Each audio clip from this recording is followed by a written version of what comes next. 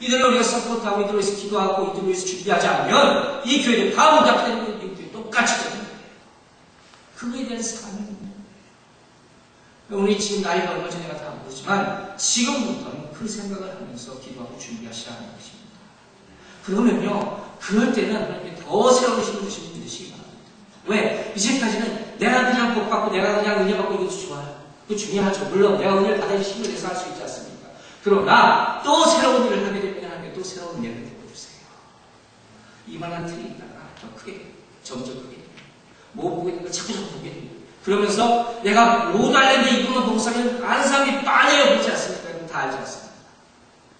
맨날 그 사람이 하는 소리가 무슨 있고 일단 괜히 나쁜 소리가 서로 욕하고 찢어지고 그러나 밖을 보면 그렇지 않아요. 그걸 깨끗이 싫어합니다. 그 가운데 은혜가 있는 거예요. 그 가운데 비전이 있는 거예요. 여러분이 그런 일을 감당할 수 있게 되면 주님의 이름으로 축원합니다. 자, 이제 다시 본문으로 돌아갑니다. 스테반이 아브라함을 첫 번째로 그의 설교에 호명한 이유가 그가 유대인들이 그렇게 중요했기 때문이다. 이렇게 얘기했습니다.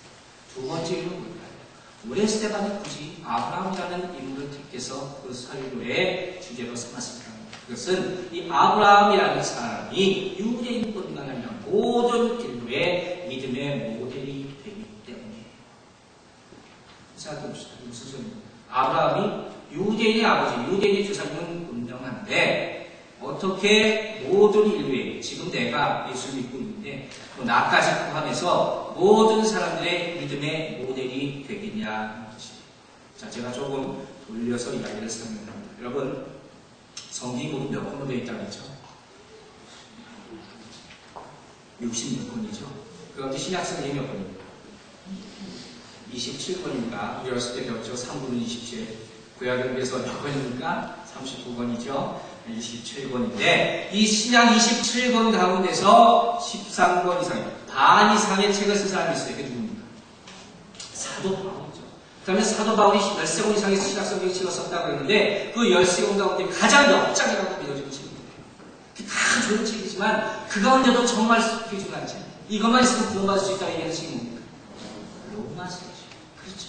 로마서예요. 그럼 이 로마서의 주제가 뭡니까? 그렇죠. 어떤 로마서. 로마서의 그 주제가 뭐예요?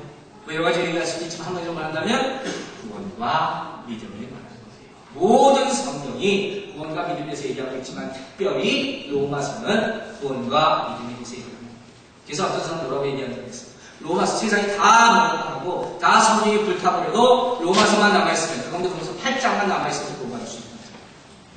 그만큼 로마서가 중요하다는 거예요. 그런데 이 사도 바울이 이 로마서라는 책을 쓰면서 믿음에 대해서 설명하고 신약에 대해서 설명하면서 어떤 사람을 가장 많이 인용하는지 아세요? 그게 누구예요? 아브라함이라는 거예요.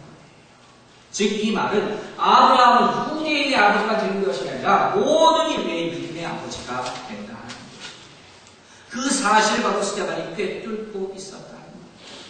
즉, 우리가 지금 예수 믿고, 지금 신약 시대에 살고, 성령 시대에 살고 있지만, 내가 내 믿음에 대해서 설명하기 위해서는 이 아브라함이라는 사람을 떼고 설명할 수 없는 거예요.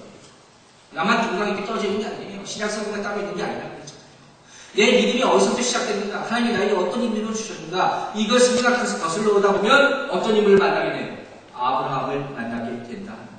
자, 그렇다면 이런 의문이 생깁니다. 왜 하나님께서는 아브라함을 통해서 우리에게 믿음이라는 뭔가를 가르쳐주시고 구원이라는 뭔가를 보여주셨는가? 도대체 아브라함에게 어떤 일이 일어났습니까? 아브라함이 어떤 일이 일어났습니까? 창세기 12장을 보면 놀라운 일이 일어나죠. 하나님께서 아브라함에게 뭘 주십니까? 약속을 주십니다. 그래서 창세기 12장과 로마서 8장은 굉장히 밀접한 관계를 가지면서 굉장히 중요한 성경 가운데 두 권의 책이라고 말할 수 있습니다. 자, 그러면 창세기 12장 1절과 2절 한번 보겠습니다. 과연 어떤 말씀이 있는지 한번 봅니다. 창세기 12장 1절 2절 함께 읽겠습니다.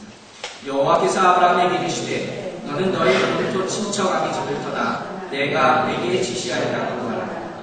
내가 너로 큰 민족을 이루고 내게 복을 주어 내 이름을 창대케 하리니 너는 복의 근원이 될지라. 자, 여러분 이 구절 가운데는 이것을 계속 봐보세요. 아주 세 가지 중요한 말씀이 담겨져 있어요.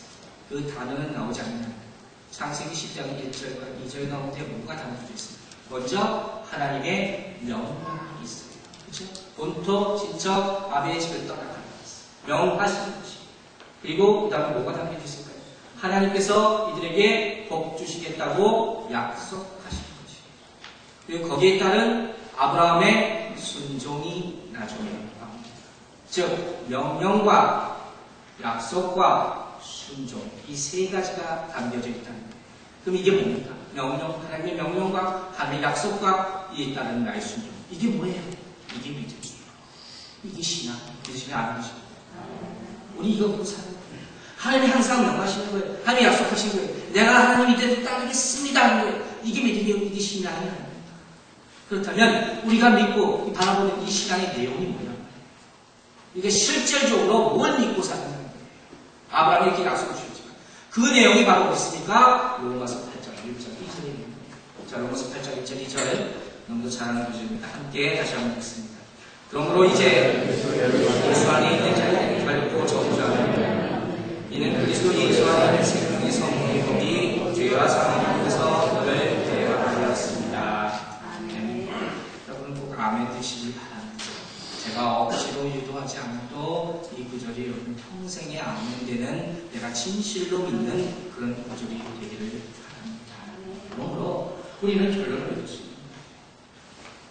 내가 믿음을 설명하기 위해서는 이 아브라함이라는 인물을 빼야 뗄 수 없다는 겁니다. 그리고 스테반 집사가 이 사실을 분명히 알고 있었다는 거예요. 자, 여기까지는 참 좋죠. 근데 문제가 하나 있어요. 오늘 본문을 가만히 보니까 분명히 하나님께서 아브라함에게 복을 주신다고 미리 말씀하셨는데 분명히 복 주시라 이렇게 하셨는데 그 복을 아브라함이 그 당대에는 누리지 못했다. 여러분 성경을 가만히 보세요. 아브라함이 살 때 그 복 받고 살았습니까? 하나님이 주신다는 복 받고 누리고 살았냐? 그렇지 못했다는 거예요. 그러면 하나님께서 아브라함에 분명히 복을 주셨는데 그 복을 주실 때 당장 주시지 않고 어떤 형태로 줬나요? 어떤 형태로 줬어요? 아까 얘기 나왔죠. 약속이라는 형태로 주셨다. 우리 일반적으로 뭐 주세요, 뭐 줄게 하면 그냥 내가 갖고 있는 거 주잖아요. 근데 약속이라는 개념은 어떻게 추상적인 개념이에요. 그냥 바로 줬으면 왜 그렇게 주시지 않고 약속으로 주신 거예요. 이것에 대해서 어떤 주석가들은 뭐라고 표현을 하냐면 현금으로 주지 않으시고 약속어음으로 주셨다. 이렇게 설명을 표현했어요. 현금으로 주지 않으시고 약속어음으로 주셨다. 그러니까 어음이 뭔지 생각하시는 분은 저보다 더 잘 알겠지만 지금 당장 현금화할 수 없는 거예요. 어느 일정 기간이 되면 현금화할 수 있는 것이고 크레딧이 되겠다는 말이에요. 하나님께서 이런 방법으로 주셨다는 거예요. 자, 그럼 이제 중요한 건 우리예요. 하나님께서는 이러한 방법으로 주시겠다 하셨어요. 이거 우리가 어떻게 바꿀 수 없는데 문제는 이제 뭡니까? 우리가 해서 내가 받느냐 안 받느냐 하는 거예요. 받을 수도 있고 안 받을 수가 있는 거예요. 여러분이 약속 받으실 수 있겠어요? 기쁨을 받으실 수 있어요? 감사함을 받으실 수 있어요? 아멘식이 나올 것 같지만 다른 데 소리 지르는 게 없는데 기쁘게 감사함으로 내가 소리 아무것도 없는데 감사함이라고 받을 수 있겠냐? 이게 절대로 쉬운 일이 아니라 우리 돈을 보니까 아는 것이지 내가 실제로 그 상황을 당하면 내가 아무것도 가진 놈들 어떻게 감사합니다 얘기 나올 수가 있어요. 쉬운 거 아니잖아요. 게다가 오늘 5절을 보면 뭐라고 얘기하나 이렇게 되어 있어요.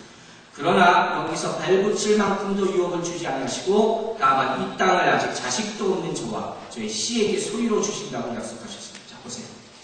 하나님께서 창세기 12장을 통해서 주신 축복의 구체적인 두 가지 내용이 뭡니까? 하나는 땅이고 하나는 자손이에요. 근데 5절을 보니까 뭐라고 했어요? 발붙일 땅도 지금 없어요. 주신다고 약속한 바가 없단 말이에요. 이거 말도 안 될 수도 있죠.